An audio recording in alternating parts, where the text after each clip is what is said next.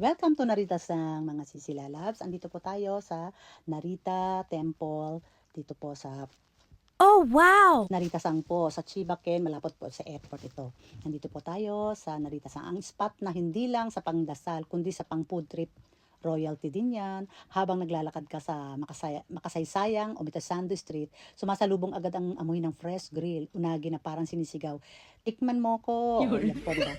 Makikita nyo rin po dyan kung paano linisin yung eel at yung kung paano siya hiwain o buhay pa siya, doon siya lilinisin at makikita niya kung paano ginagawa at kung paano lutuin yung eel na yan. Kaya uh, ma-amaze ka, ganito pala ang pagluto niya. At nakikita niyo siya na napakasarap talagang yung mga sauce, yung sauce niya, yung ginagawa dun sa eel, iihaw, isasaw-saw sa sauce at iihaw uli.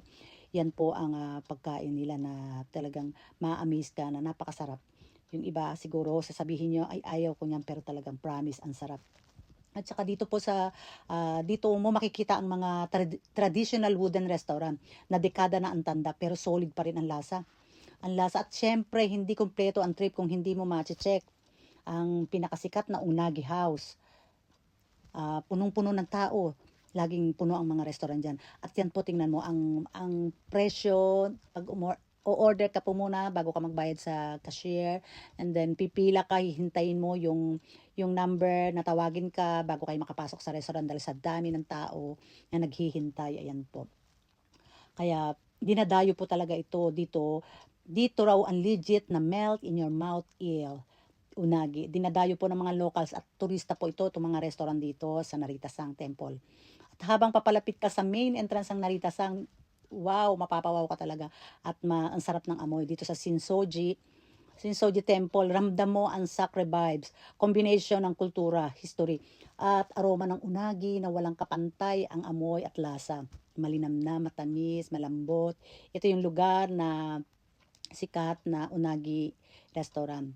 At kahit simpleng lakad, magiging cinematic dahil sa old town charm, lantern at lively energy ng street. Talagang mapapawaw ka talaga at ma-amaze ka. Maraming restaurant o maraming pamilihan na makikita mo na ang daming magagandang makikita ka, nakakaiba.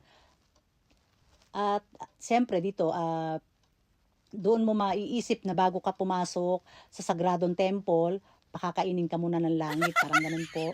Kakagat ka, malambot, mainit, malinamnam. Yung tamis, alat na sauce, dumidikit sa labi mo, parang paalala na huwag mong kalimutan nandito ka. Biglang tatahimik ang lahat, wala nang ingay, walang tao, wala nang alikabok. Ikaw ang templo at ang unagi.